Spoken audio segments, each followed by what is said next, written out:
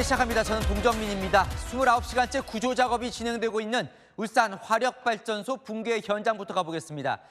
매몰자 7명 가운데 5명이 여전히 그 안에 있는 것으로 추정이 됩니다. 대형 크레인을 대거 동원을 했는데 이 섣불리 구조에 덤벼들다간 추가로 또 무너질 수가 있어 더디지만 일일이 손으로 구조물을 치우는 상황이라고 하는데요. 이 간절한 구조 상황부터 한번 챙겨보겠습니다. 현장 취재기자 연결합니다. 최다희 기자. 새로 구조 소식이 들려오진 않습니까? 붕괴 사고가 난 지 만 하루가 지나 이틀째 밤을 맞고 있지만 추가 구조자 소식은 나오지 않고 있습니다. 소방당국도 오전 브리핑 이후 공식 브리핑을 하지 않고 있는데요. 현재까지 7명의 매물자 가운데 3명이 사망하고 2명은 사망한 것으로 추정되고 있습니다. 남은 2명은 위치조차 파악되지 않는 상황입니다.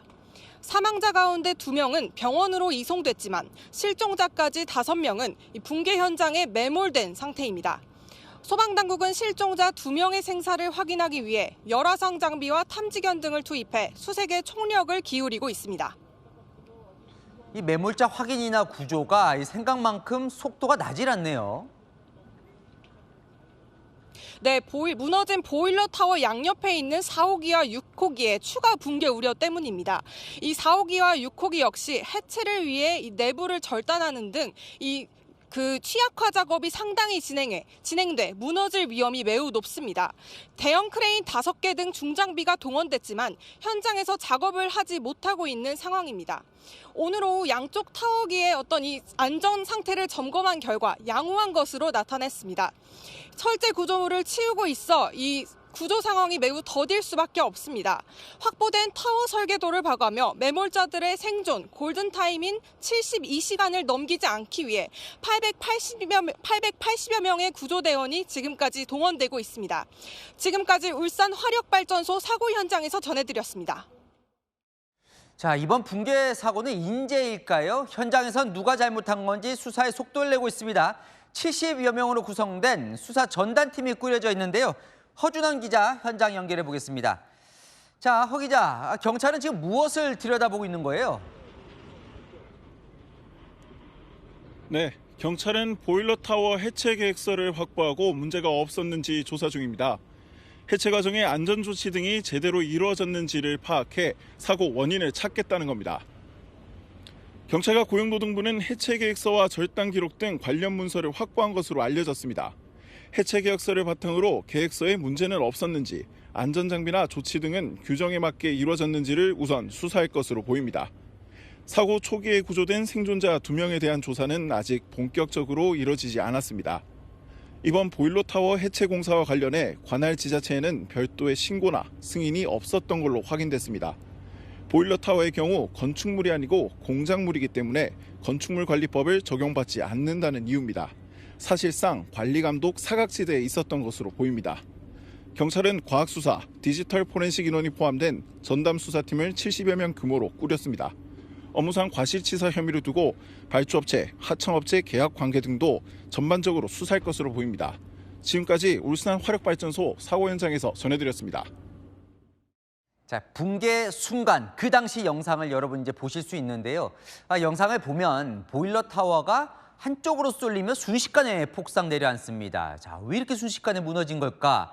이 순간을 본 전문가들은 이 폭파 해체 전 취약화 작업을 하는 그 과정에 문제가 있었을 것으로 추정을 하고 있습니다. 자세한 내용 강경무 기자가 보도합니다.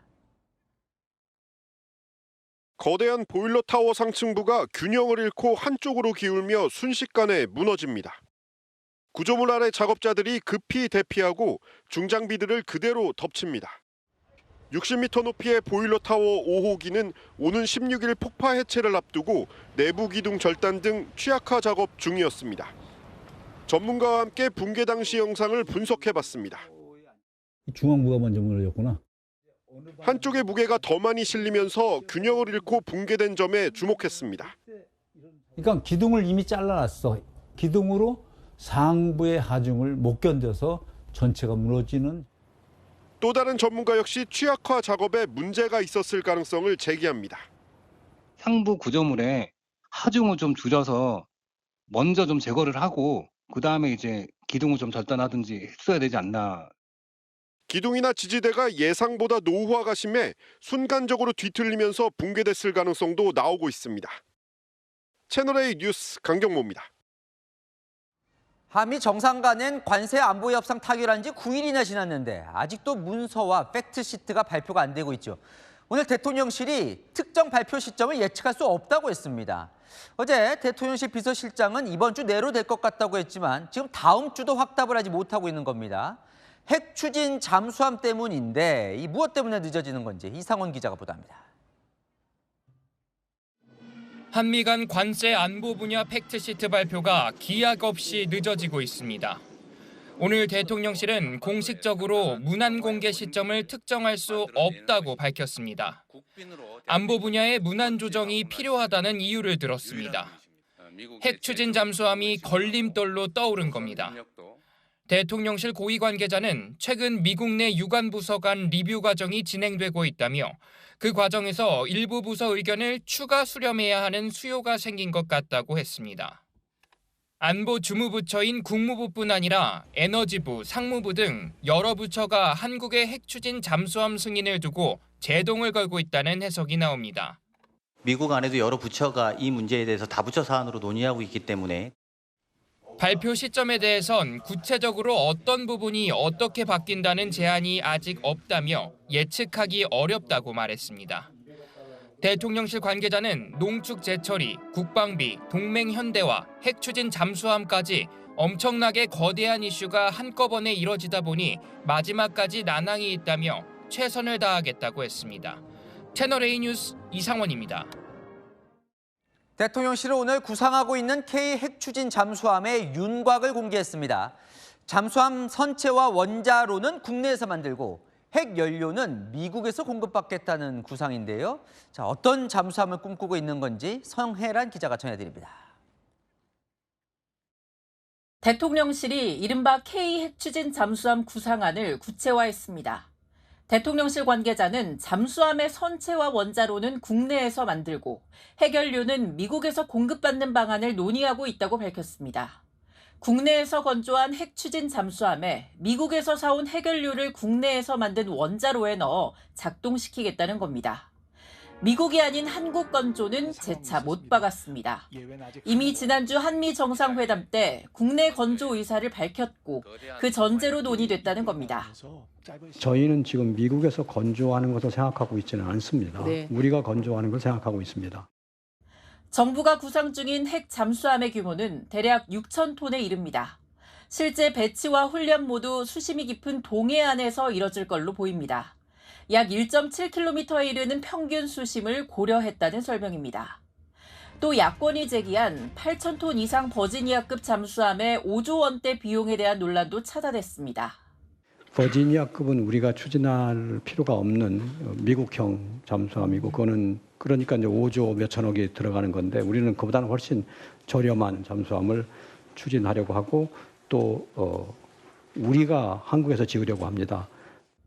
채널A 뉴스 성혜란입니다. 자, 대통령실 출입하는 홍정 기자 나왔습니다. 사실 잘 이해는 안 갑니다. 아니, 오늘 내일 될 거라 그랬다가 어제는 이번 주 안에는 될 것 같다고 하다가 오늘은 기약도 없다. 뭐 대체 어떻게 되는 거예요? 네, 대통령실도 똑같이 답답해합니다. 이미 한미 간에는요, 사인하면 되는 문서는 나와 있다고 합니다. 이게 뭔 말이냐면 미국이 지금이라도 오케이를 하면요, 당장 이제 뚝딱 발표할 수 있는 겁니다. 그런데 문제는 그럴 것 같지가 않다라는 겁니다. 미국이 문구를 다시 조율하자고 하면 가야 할 길이 뭡니다. 문구를 하나하나 또다시 따져야 되거든요. 대통령실이 다음 주 발표를 자신하지 못하는 이유도 바로 거기에 있습니다. 왜 미국은 답을 안 준대요? 오늘 공식적으로 대통령실이 왜 그런지 설명을 했습니다. 자, 왜 그러냐면요. 경주 정상회담 이후에 미국 부서 사이에 리뷰 과정이 생겼다는 겁니다. 이 리뷰라는 건 검토거든요.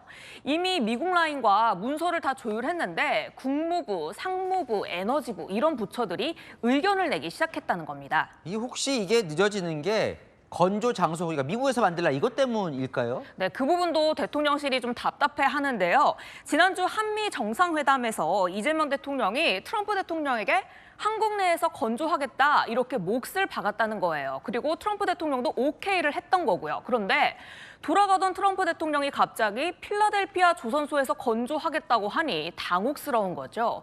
지금도 어디서 건조한다 이렇게 못 박지 못한 채 애매하게 남겨둔 상태입니다. 이 상황에서 우리는 딱 얘기를 했어요, 오늘. 우리는 이런 잠수함을 만들 거다. 어떤 잠수함이? 네, 핵추진 잠수함은요, 이 세 가지만 보시면 됩니다. 자, 먼저 배 선체. 선체에 탑재되는 그리고 원자로 그리고 핵연료입니다. 자, 원자로는요 쉽게 말하면 핵연료를 떼는 좀 나름의 보일러라고 생각하시면 됩니다. 선체와 원자로는 한국에서 자체적으로 만들겠다는 거고요. 핵연료는 미국에서 가져오겠다는 겁니다. 미국에서 가져오겠다는 건 이제 사오겠다는 건데? 그거 왜 사요? 우리가 직접 농축해서 이렇게 해야 핵 추진 잠수함 아닙니까? 네, 핵 추진 잠수함에 넣을 핵연료, 우리도 이거를 자체적으로 만들 능력은 됩니다. 그런데 미국에서 사오겠다, 여기는 나름의 이유가 있더라고요. 핵연료 개발에 미국이 워낙에나 예민하죠. 핵 개발할까 봐요.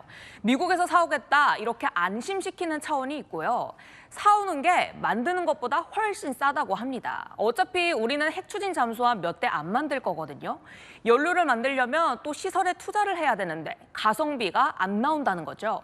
배 만드는데도 최소 10년은 걸릴 것 같은데 연료는 또 언제 만드냐, 사오는 게 핵잠 도입 시기를 좀 앞당기는 거라 합니다. 근데 이왕 연료 사온다고 하면 고농축으로 좋은 거 사오는 게 더 좋은 거 아닙니까? 왜 저농축으로 사온다던데요? 네, 사실 고농축 잠수함이 성능이 높은 건 사실입니다. 그런데 우리가 저농축 잠수함을 택한 이유가 있습니다. 바로 90% 고농축은 핵무기에 가까워 미국이 꺼리는 것도 있지만 그게 사실 우리 정부엔 필요가 없다는 거예요. 고농축인 미국 버지니아 핵 잠수함을 보면요, 크기는 거의 1만 톤급, 가격도 원화로 척당 5조 원 넘게 드는데 우리 크기도 가격도 그 절반 수준이면 충분하다고 보는 겁니다. 대서양부터 태평양까지 수없이 돌아다녀야 하는 미국과 달리 우리는 동해안과 서해안만 왔다 갔다 하면 되니 너무 클 필요는 없다고 보고 있습니다. 근데 뭐 돼야죠, 협상이. 네, 그래서 이번 주에 이 협상이 안 되는 것보다 더 큰 문제는 미국의 진짜 생각을 모르겠다는 겁니다. 오늘 오후에도 미국과 협의를 했다고 하는데요. 그런데 미 측에서 가타부타 제안한 게 없다 합니다. 정부는 핵 추진 잠수함을 조건으로 뭔가 추가 요구할 가능성도 배제할 수 없다고 봅니다. 지금은 이렇게 일단 미 측의 오케이만을 기다리는 상황이라고 보시면 되겠습니다. 잘 들었습니다. 한희 기자, 홍지은 기자였습니다. 다음 소식입니다. 이재명 대통령 재판은 지금 중지가 돼 있죠. 그런데 법원 행정처장이 오늘 국회에 나와 재판 재개는 각 재판부가 판단할 일이라며 최종적인 해석의 여지는 남아있다고 밝혔습니다. 뭔가 가능성을 열어둔 듯한 발언. 재판 중지법 처리에 제동을 걸었던 대통령실 비서실장.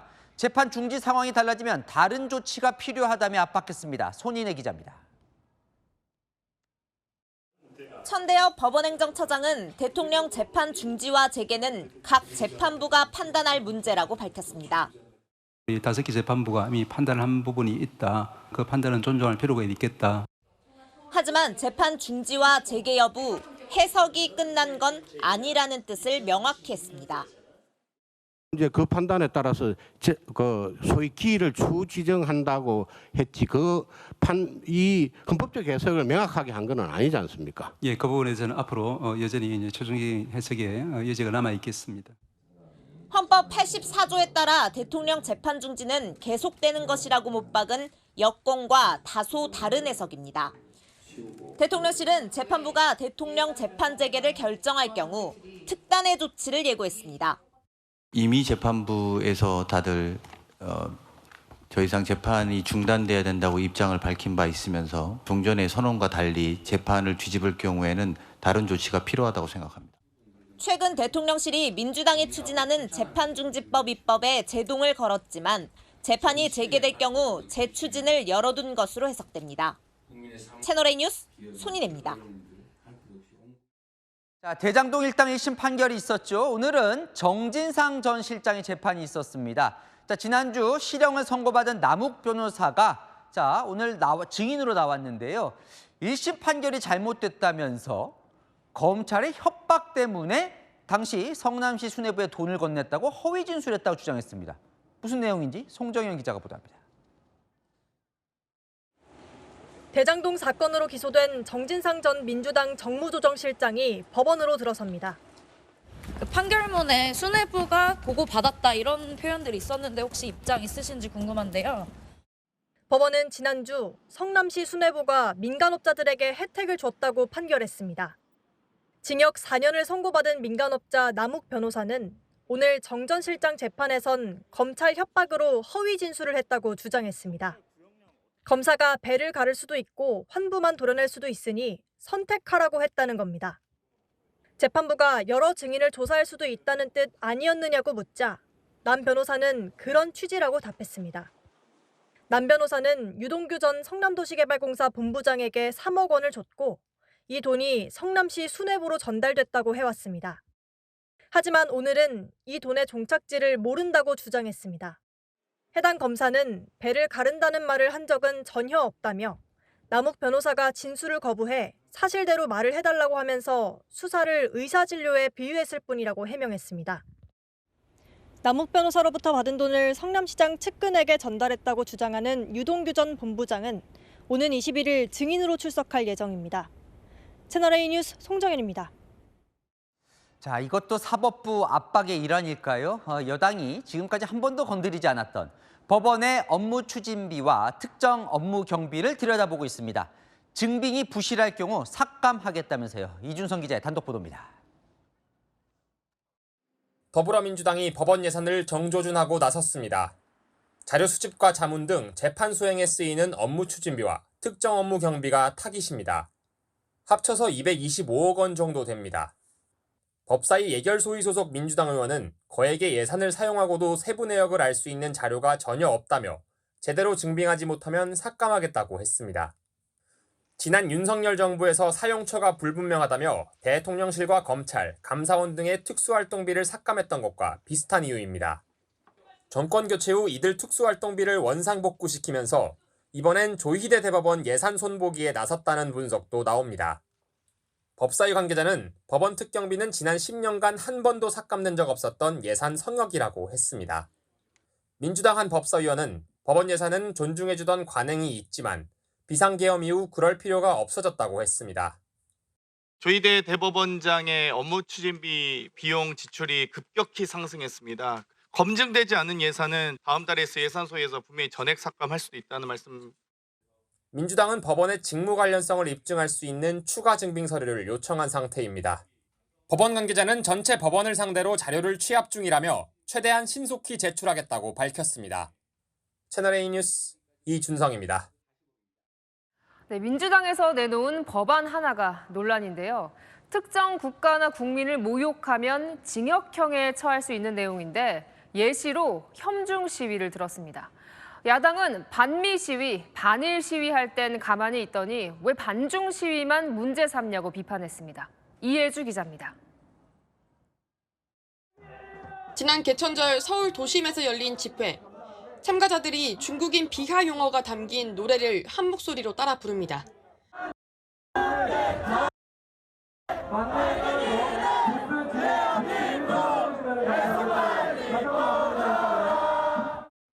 민주당 양분남 의원이 이런 반중 시위대를 문제 삼으며 법안을 발의했습니다.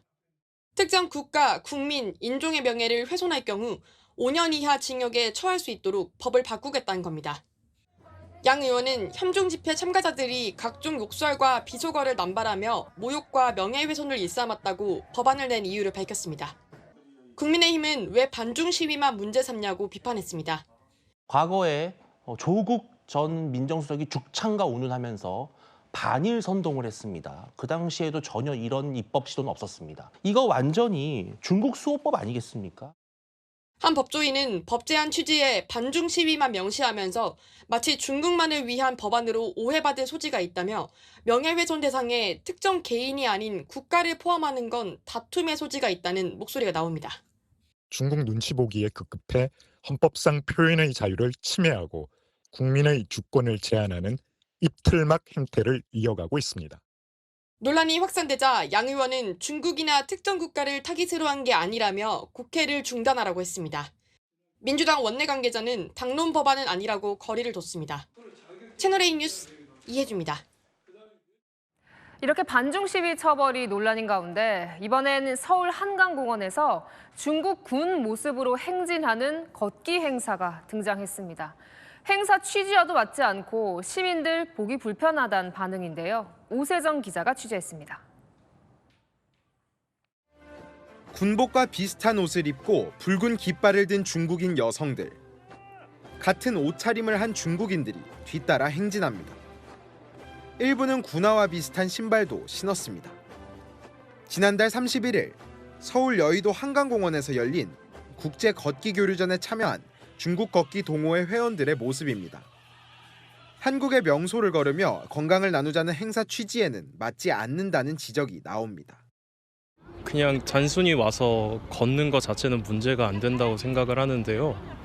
근데 군복을 입고 와서 걷는 거는 좀 대한민국 국민으로서는 좀 위화감이 많이 느껴지고 좀 굳이 그렇게 군복을 입었어야 했나. 주최 측은 미리 알지 못했다는 입장입니다. 걷기 동호회들의 행사들은 많이 진행을 했었는데요.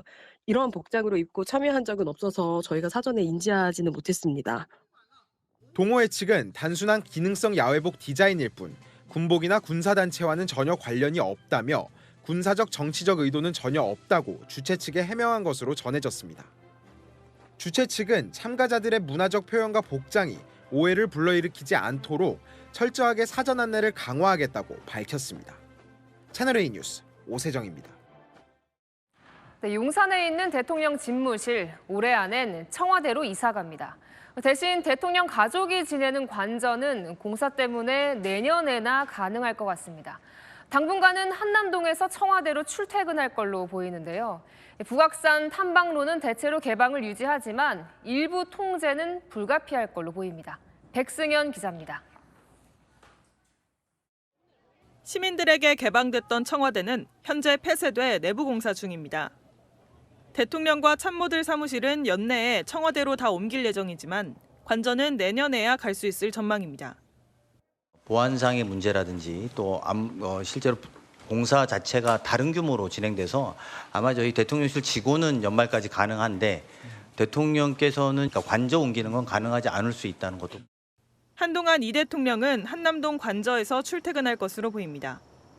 청와대 관저 대신 삼청동 안가 사용을 건의하는 목소리도 있었지만 굉장히 음습한 자리가 돼가지고 이게 풍수의 문제뿐만 아니라 건축가들의 입장에서는 그 생활공간의 위치로서는 부적격하다는 것이 있어서 전직처럼 청와대 관저를 이용할 방침입니다. 대통령실 관계자는 삼청동 안가는 오만천과 미팅에 적합한 장소라 거주를 위해서는 시설 보수가 더 오래 걸린다고 했습니다. 청와대 복귀로 현재 개방돼 있는 북악산 탐방로도 관심입니다. 이곳 청와대 바로 뒤편 북악산 등산로는 현재 모두 개방돼 있는데요. 대통령실을 다시 청와대로 옮기면 기존 경로에 변화가 생길 수 있습니다. 경호를 위해 일부 등산로만 막았던 문재인 정부 시절 수준의 전면 개방을 검토 중입니다. 채널A 뉴스 백승현입니다. 정부와 여당이 동시에 서울시 때리기에 나섰습니다. 서울시는 종묘 앞에 초고층 빌딩 건설을 짓겠다고 하죠. 어제 대법원이 그 건설 막는 규제를 삭제하는 서울시 조례는 문제가 없다며 길을 터줬는데요. 정부와 여당은 막겠다고 나섰습니다. 이현용 기자입니다.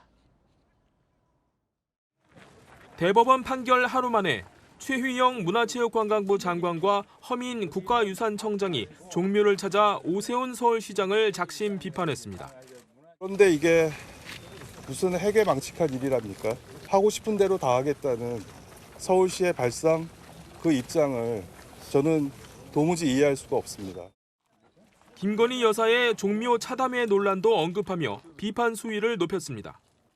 마치 자기 집 안방 마냥 드나들면서 어좌에 앉고 차담회를 하고 이렇게 우리 소중한 문화유산이 처참하게 능욕을 당한 것이 바로 엊그제 일입니다.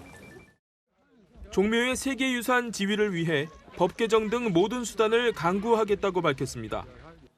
여당도 비판에 가세했습니다. 시장 개인의 허영과 욕망을 위해서 종묘라는 이 국가유산에 그 정면에다가 거대한 건물을 짓는다는 발상 자체, 이 국가유산에 누를 끼치는 행위를 즉각 중단할 것을 말씀드리겠습니다. 야당은 정부와 여당이 합심해 오세훈 때리기에 몰두했다고 반발했습니다. 다수 의석이라는 완장을 차고 마음대로 하는 딱 이재명 정부의 코드 인사라고 저는 보입니다. 서울시와 정부의 갈등은 더욱 심화할 전망입니다. 채널A 뉴스 이현용입니다. 오세훈 서울시장도 종묘 맞은편 세운상가로 달려가 반격에 나섰습니다. 세운 4구역 재개발은 종묘 훼손이 아니라 복원이라며 과도한 규제를 비판했습니다. 이어서 광민경 기자입니다. 최희영 문체부 장관의 기자회견이 열린 지 3시간 뒤 오세훈 서울시장은 종묘 맞은편 세운상가를 찾아 현장 브리핑을 가졌습니다. 문화체육부 장관님과 국가유산청장님이 서울시 세운녹지축 조성 사업과 관련해서 사업의 취지와 내용을 심각하게 왜곡하는 입장을 발표하셨습니다. 세운지역 재개발 사업이 종묘의 가치를 훼손할 수 있다는 주장은 지나치게 과도한 우려입니다. 최 장관을 직접 겨냥하기도 했습니다. 문화체육을 책임지는 부처의 수장께서 서울시에 아무런 문의나 의논도 없이 마치 시민단체 성명문 낭독하듯이 지방정부의 사업을 일방적으로 폄훼하는 모습에 강한 유감을 표하지 않을 수 없습니다. 오 시장은 재개발이 종묘의 가치를 훼손하는 것이 아니라 오히려 더 돋보이게 한다고 강조했습니다. 남산부터 종로까지 이어지는 녹지축 조성을 통해서 종묘로 향하는 생태적인 접근성을 높임으로써 그 역사적 그리고 문화재적 가치를 더욱 높이게 될 것입니다. 이어서 종묘 일대가 오랫동안 낙후된 채 방치돼 있어 폐허나 다름없다며 개발 필요성을 거듭 강조했습니다. 1960년대를 연상시키는 세운상가 일대 붕괴 직전에 판자지붕 건물들을 한 번이라도 내려보다 보신 분들은 이것이 수도서울의 모습이 맞는지 그리고 종묘라는 문화유산과 어울리는지 참으로 안타까워하십니다. 오 시장은 문체부에 대화의 장을 마련하자고 제안하며 다음 주 초라도 논의의 자리를 가지겠다고 밝혔습니다. 채널A 뉴스 광민경입니다. 김건희 여사가 오늘 도이치모터스 주가 조작 혐의로 법원에 출석했습니다. 특검이 주가 조작 사실을 김 여사가 알고 있었던 정황 증거라며 문자 메시지를 공개했습니다. 계좌 관리인으로 지목된 남성과 김 여사가 주고받았던 문자인데요. 그 문자 내용을 김지윤 기자가 보도합니다. 특검이 오늘 법정에서 공개한 카카오톡 메시지입니다. 도이치모터스 사건 계좌 관리인 중 한 명이었던 남성 이모 씨가 난 진심으로 내가 걱정된다며 김모 씨가 내 이름을 알고 있어서 도이치는 손 떼기로 했다고 말합니다. 김건희 여사는 내가 더 비밀 지키고 싶은 사람이라며 답장합니다. 대화가 오고 간 시점은 지난 2012년 10월 5일. 김 여사와 이 씨의 대화에 등장하는 김 씨는 도이치모터스 주가 조작 주포로 알려진 인물로 대법원에서 유죄 확정 판결을 받았습니다. 특검은 이 대화 내역을 근거로 김 여사가 당시 김 씨의 주가 조작 정황을 알고 있었다고 주장했습니다. 하지만 김 씨는 오늘 법정에 출석해 김 여사와 만나거나 통화한 적도 없다며 이 씨와 김 여사가 아는 사이란 것도 뉴스를 보고 알았다고 증언했습니다. 김 여사는 이 메시지가 공개되는 동안 고개를 푹 숙인 채 손으로 머리를 짚었고 결국 교도관이 양팔을 부축해 법정을 나가면서 재판이 중단됐습니다. 특검은 현재 도주 중인 이 씨를 피의자로 입건하고 추적 중입니다. 채널A 뉴스 김지윤입니다. 국내 대표 인도주의 기관이죠. 대한적십자사의 김철수 회장이 오늘 사의를 표명했습니다. 외국 대사들을 향해 과거 인종차별적인 발언을 한 사실이 알려지면서인데요. 대통령이 감찰 지시까지 했다는데 어떤 내용인지 조민기 기자가 보도합니다. 외국 대사들이 진짜 별 볼 일 없는 사람이 다 모이더라고. 별 볼 일 없는데 저 배들이 국가에서 와가지고 전혀 도움이 안 되는 사람은 다 오더만. 2년 전 대한적십자사 자선 행사 직후 김철수 대한적십자사 회장이 내부 회의에서 한 발언입니다. 당시 행사에 인도, 앙골라, 스리랑카 등 7개국 대사가 참석했는데 이들 대사를 향한 인종차별성 발언이 공개됐습니다. 그냥 얼굴 새까만 사람만 다 모였더만 보니까. 새까만 사람 어쩌면 하얀 사람도 좀 데려가라니까. 김 회장은 그제 내부 게시판에 고개 숙여 사과드린다면서도 묵묵히 최선을 다하겠다고 썼습니다. 이재명 대통령은 오늘 오전 김 회장에 대한 감찰을 지시했습니다. 이재명 대통령은 해당 행위를 엄중 질책하고 보건복지부에 감찰을 지시했습니다. 결국 김 회장은 오후에 사의를 표명했습니다. 김 회장은 윤석열 전 대통령의 후원 회장을 지낸 바 있습니다. 채널A 뉴스 조민기입니다. 단풍이 깊어가는 계절입니다. 단풍 지기 전에 사진 속에 담아두고 싶은 마음은 충분히 이해가 되죠. 하지만 이 민폐에 끼치면 안 되겠죠. 가을 풍경 명소가 위험천만한 인생샷 찍기로 몸살을 앓고 있다고 합니다. 강보인 기자가 현장 취재했습니다. 은행나무가 줄지어 늘어선 경복궁 옆 도로. 왕복 4차선 도로 한가운데 여성 2명이 사진을 찍습니다. 도로 위에서 사진을 찍는 이가 한둘이 아닙니다. 사진 찍기 좋은 자리를 선점하기 위해 무단 횡단을 하는 사람들. 지나가는 차량 바로 옆 자전거 도로에서 포즈를 취하거나 차량이 다가오자 부랴부랴 몸을 피하는 아슬아슬한 상황도 벌어집니다.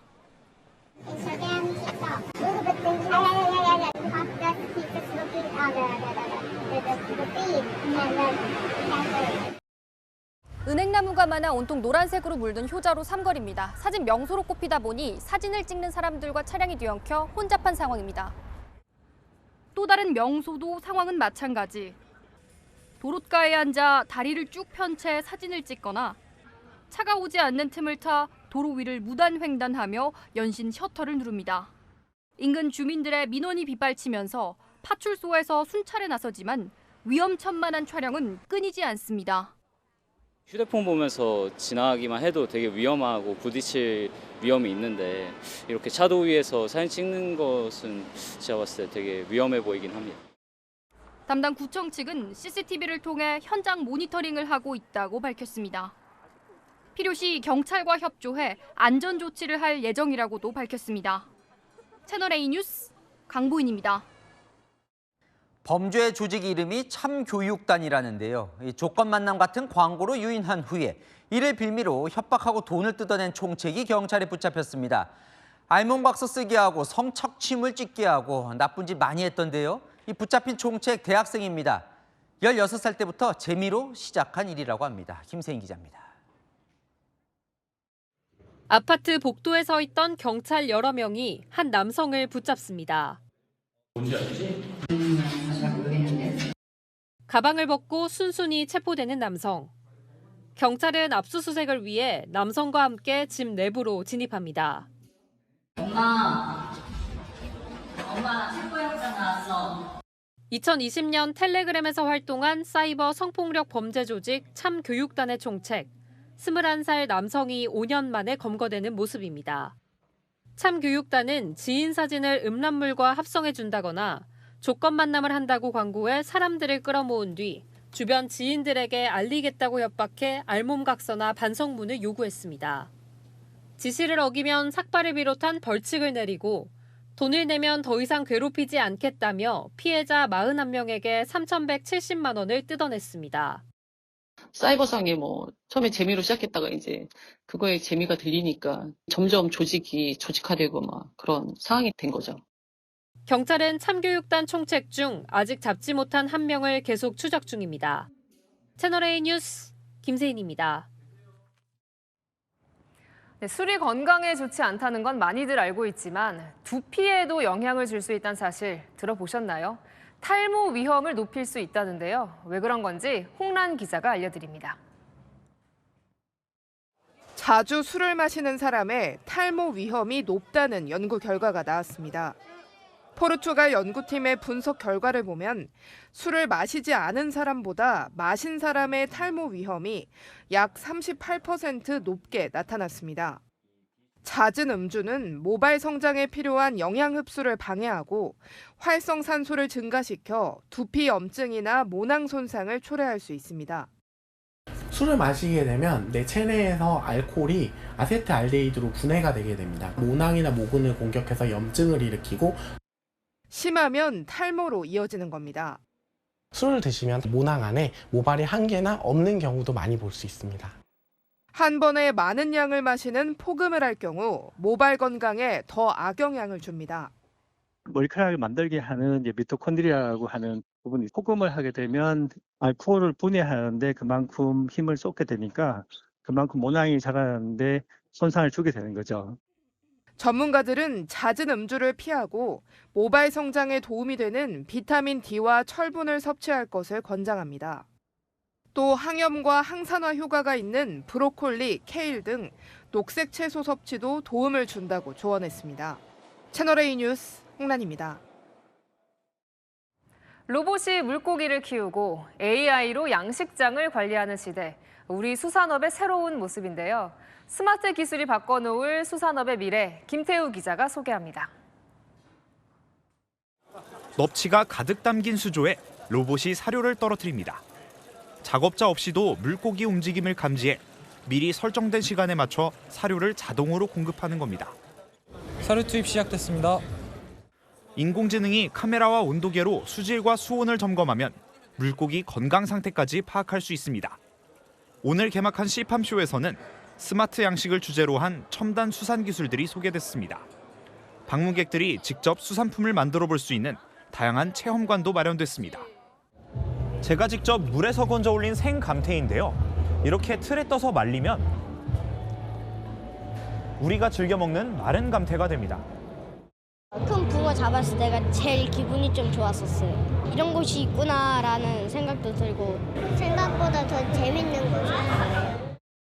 해산물을 이용한 먹거리 전시와 함께 어촌 창업 비결을 담은 특별 강연도 열렸습니다. 귀역 귀촌에 뭔가 정말 관심이 생기는 계기가 됐던 것 같습니다. 올해로 10회째를 맞는 이번 행사엔 기관과 기업 등 50여 곳이 참여해 150여 개 부스가 마련됐습니다.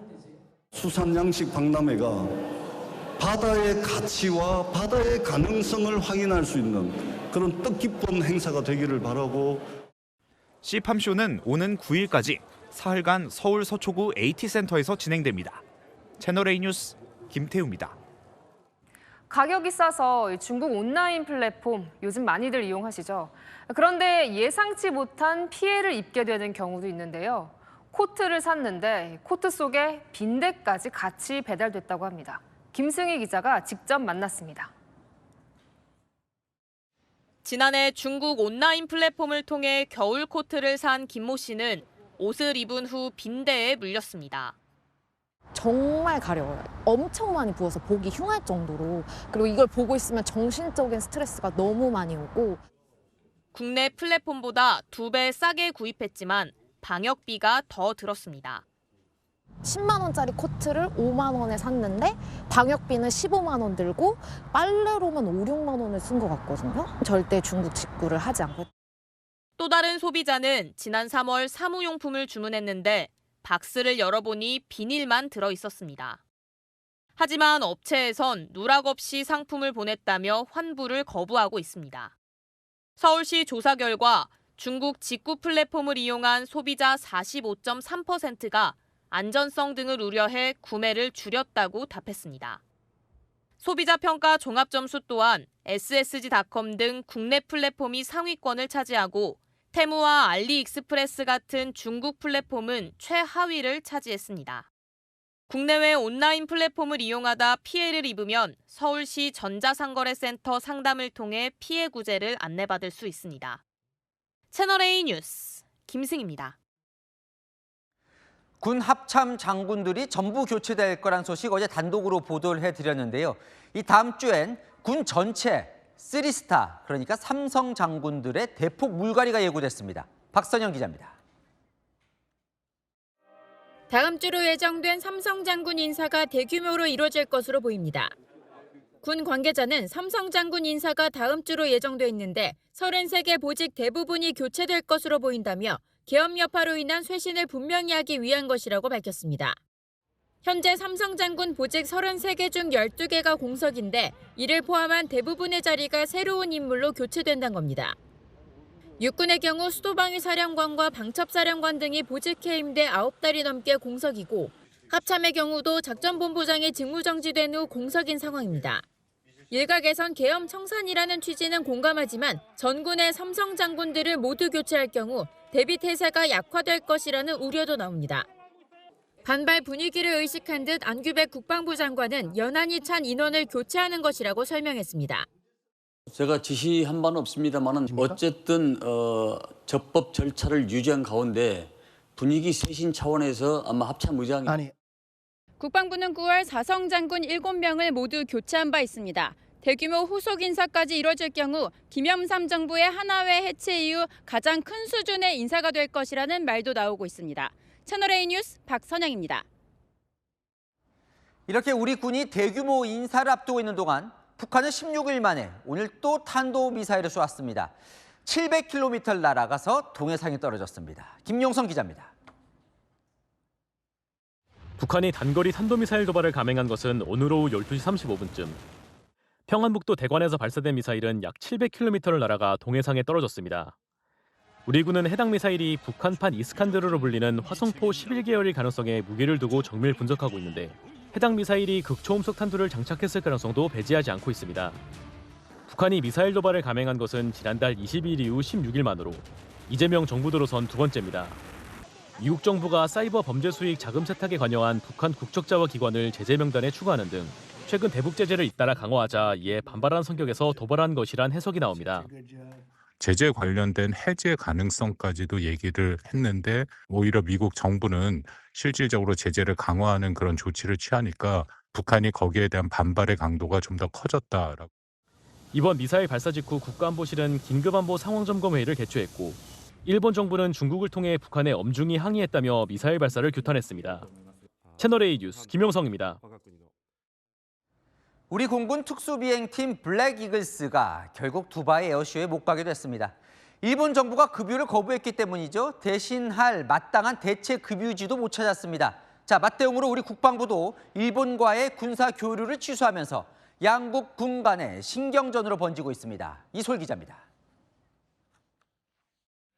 일본 정부의 급유 거부로 우리 공군 특수비행팀 블랙 이글스의 아랍에미리트 두바이 에어쇼 참가가 사실상 무산됐습니다.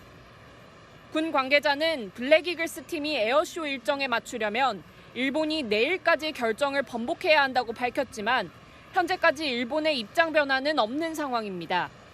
이제 와서 일본을 대신할 급유지를 찾을 수도 없는 상황이어서 군 내부에서는 에어쇼 불참 쪽으로 입장을 정리한 것으로 전해졌습니다.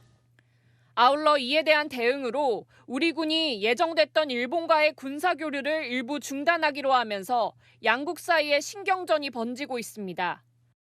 국방부는 오는 13일부터 일본 도쿄에서 열리는 자위대 음악축제에 우리 군악대 참가를 보류한다는 의사를 일본 측에 전달했습니다. 당초 한일 국방당국 간 인적 교류 활성화의 일환으로 10년 만에 우리 군이 참석을 추진하던 행사입니다. 또 코로나 사태 등의 여파로 8년 만에 재개될 예정이던 한일 해군 간 공동수색 구조훈련도 이달 중 실시하기로 했지만 잠정 중단됐습니다.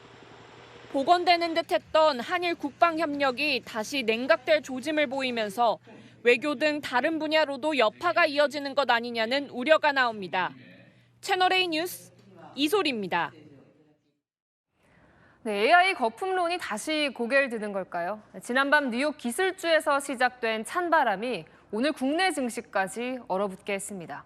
코스피가 4,000선을 내줬습니다. 안건우 기자가 보도합니다. 코스피가 4,000선 아래에서 장을 마쳤습니다. 지난달 27일 4,000고지를 밟은 지 10거래일 만입니다.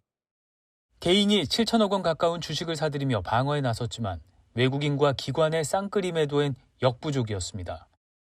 시가총액 1, 2위인 삼성전자와 SK하이닉스는 물론이고 현대차도 하락을 피하지 못했습니다. 간밤 미국에서 AI 거품론이 다시 고개를 들며 뉴욕 3대 지수가 하락한 게 직격타였습니다. 투자 심리가 얼어붙으면서 안전자산으로 쏠림이 커졌고 달러 강세가 이어지면서 원달러 환율은 7개월 만에 최고치를 기록했습니다. 다만 전문가들 사이에선 아직까진 일시적인 조정이란 분석이 우세합니다. 지난주까지만 하더라도 과열 지표들이 많이 나타나긴 했어요. 이번 주 조정 받으면서 그런 부분들이 오히려 해소가 됐거든요. 미국의 연방정부 셧다운이 원만하게 해결되면 증시 분위기에도 온기가 돌 것이란 전망도 나옵니다. 채널A 뉴스 안건우입니다. 미국 민주당 소속으로 하원 의장까지 지낸 낸시 펠로시가 정계 은퇴를 선언했습니다. 40여 년의 정치 경력을 마무리 지을 걸로 보이는데요. 앙숙 관계인 트럼프 대통령 그렇게 좋았을까요? 대놓고 기쁨을 표현했습니다. 이현재 기자입니다. 미국 연방 하원 의장을 2번 지낸 낸시 펠로시 하원 의원이 현지 시각 어제 정계 은퇴를 선언했습니다. 자신의 지역구인 캘리포니아주 샌프란시스코 유권자들에게 다음 선거에 출마하지 않겠다고 밝힌 겁니다. 올해 85살인 펠로시는 1987년 47의 비교적 늦은 나이로 정계에 입문해 2007년 미국 역사상 최초이자 현재까지도 유일한 여성 하원 의장에 올랐습니다. 대표적인 진보 정치인인 펠로시는 오바마 케어 입법과 일본군 위안부 결의안 통과에 주도적 역할을 했습니다. 지난 2022년에는 한국을 방문해 김진표 당시 국회의장을 만나고 판문점도 찾았습니다. 펠로시는 특히 트럼프 대통령과 번번이 대립해왔습니다. 트럼프 집권 1기였던 2020년 국정연설을 하던 트럼프의 바로 뒤에 서서 연설문을 찢어버리기도 했습니다. 최근 언론 인터뷰에서도 트럼프를 맹비난했습니다. Trump because he's just a vile creature, the worst thing on the face of the earth. 펠로시의 은퇴 소식에 트럼프는 기쁘다며 악담을 쏟아냈습니다. Nancy Pelosi. Nancy Pelosi's retiring. I think she's an able woman. I'm glad she's retiring. I think she did the country a great service by retiring. 40여 년의 정치 생활을 마무리하는 펠로시의 임기는 2027년 1월까지입니다. 채널A 뉴스 이현재입니다. 세계 최고 부호 일론 머스크 1조 달러 돈방석에 앉게 될까요? 파격적인 성과 보상안이 테슬라 주주총회에서 압도적인 찬성으로 통과됐습니다. 우리 돈으로 1,400조 원, 내년 우리나라 예산안의 2배에 버금가는 규모인데요. 단 조건이 있습니다. 오은선 기자가 전해드립니다. 함성이 터져나오는 가운데 일론 머스크 테슬라 CEO가 주주총회장에 등장합니다. 기분이 좋은지 두 손을 번쩍 들어 보이고 휴머노이드 로봇 옵티머스를 따라하며 춤을 춥니다. I'd like to thank the Tesla board for their immense support. 미국 텍사스주 오스틴 공장에서 열린 테슬라 주주총회에서 머스크 CEO에게 약 1조 달러, 우리 돈으로 1,400조 원대의 초대형 스톡옵션을 지급하는 보상안이 통과됐습니다. 내년도 우리나라 예산안의 2배에 버금가는 규모로 세계 최고의 부자인 머스크가 세계 최초 조만장자로 향하는 발판을 마련한 겁니다. 다만 이 보상을 다 받으려면 머스크 CEO는 2035년까지 테슬라 시가총액을 5배 이상 높이는 등 단계적 경영 목표를 달성해야 합니다. 주주 75% 이상이 이 보상안에 찬성했는데 외신은 전기차 제조사를 넘어 AI와 로봇공학 중심의 거대 기업으로 전환하겠다는 머스크 CEO의 비전을 주주들이 받아들였다고 평가했습니다. 이날 머스크 CEO는 테슬라의 차세대 AI 칩을 한국의 삼성전자 공장 등에서 생산하겠다고 밝히며 본격적인 AI 칩 경쟁을 예고했습니다. 채널A 뉴스 오은선입니다.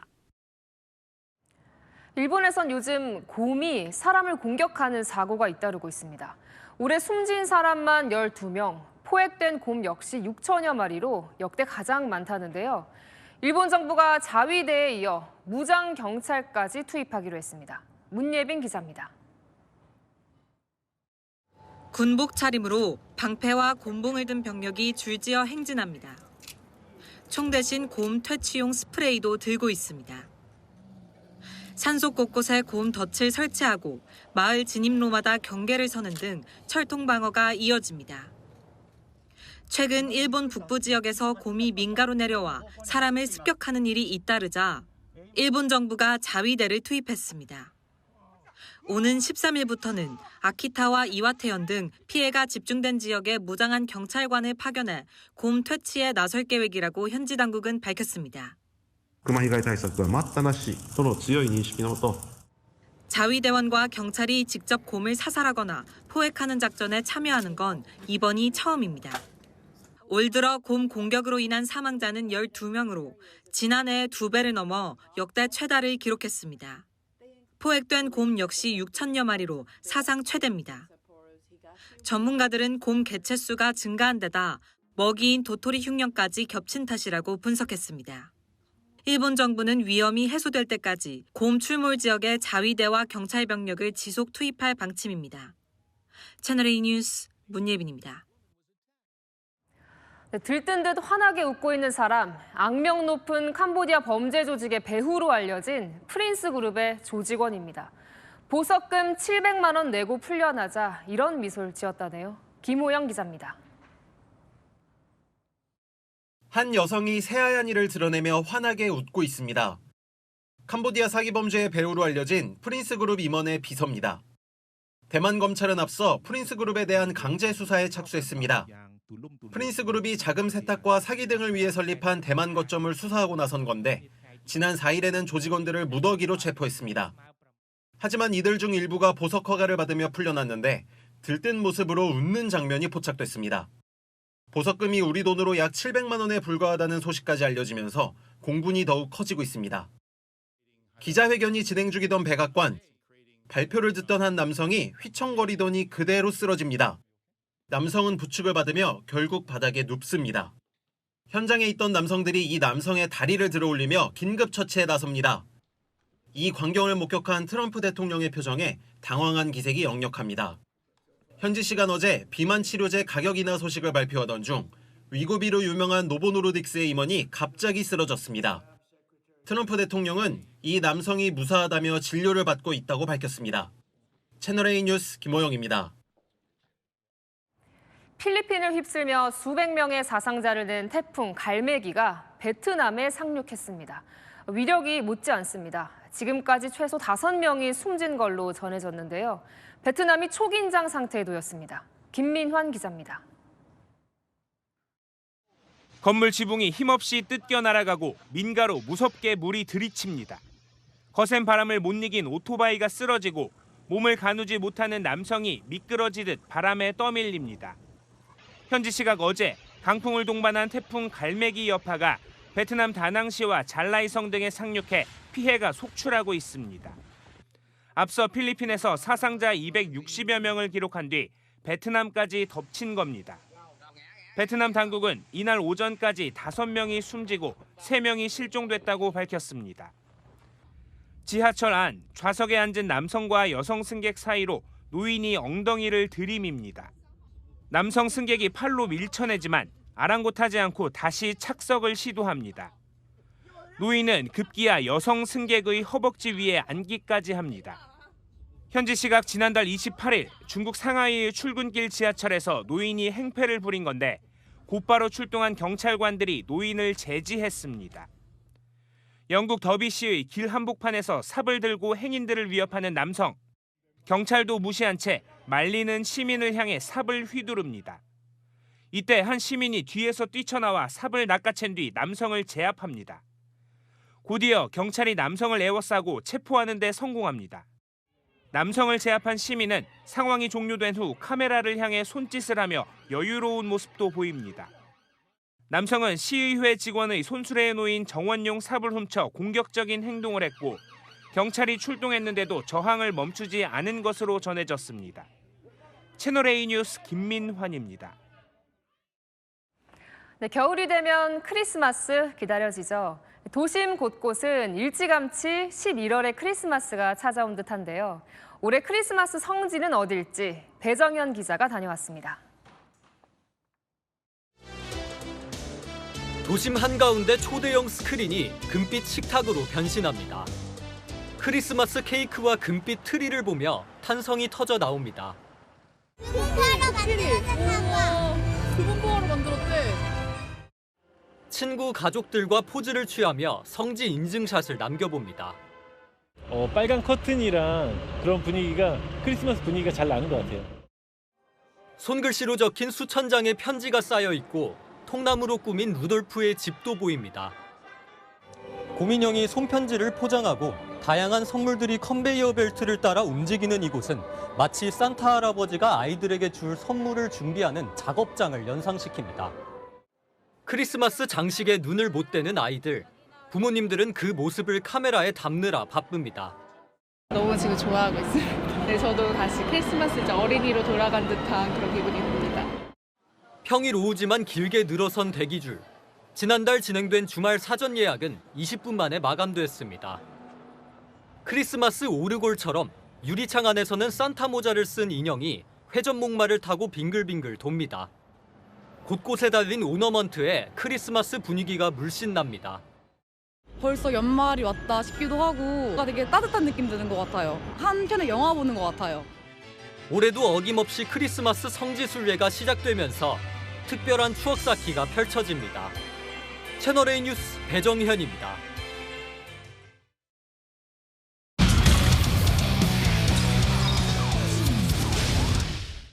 스포츠 A입니다.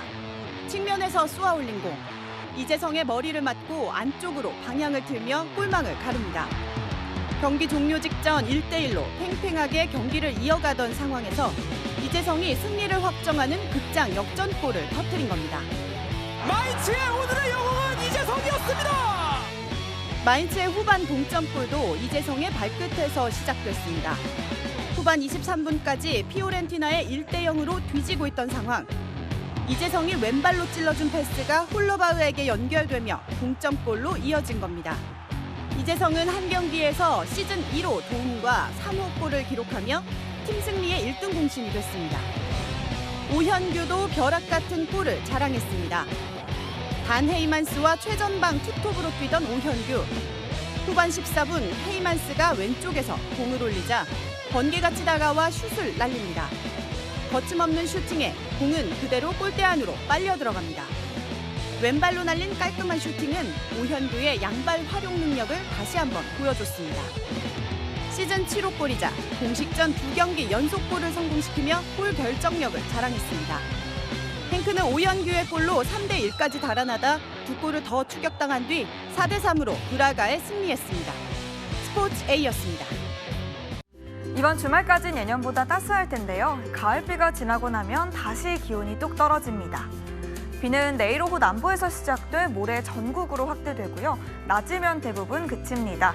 제주에 최대 60, 남해안에 40mm가 내리겠고 중부는 5mm에 그칩니다. 주말까지는 아침에도 두 자릿수로 포근한데요. 비가 그친 뒤 찬 공기가 내려와 기온이 큰 폭으로 내려갑니다. 이틀 만에 10도 가까이 곤두박질하겠고요. 수요일쯤 제자리 되찾겠습니다. 최근 일주일 간격으로 한기가 밀려와서 월요일마다 기온이 떨어지는 양상이 반복되고 있는데요. 출근길 옷차림 신경 써야겠습니다. 날씨였습니다.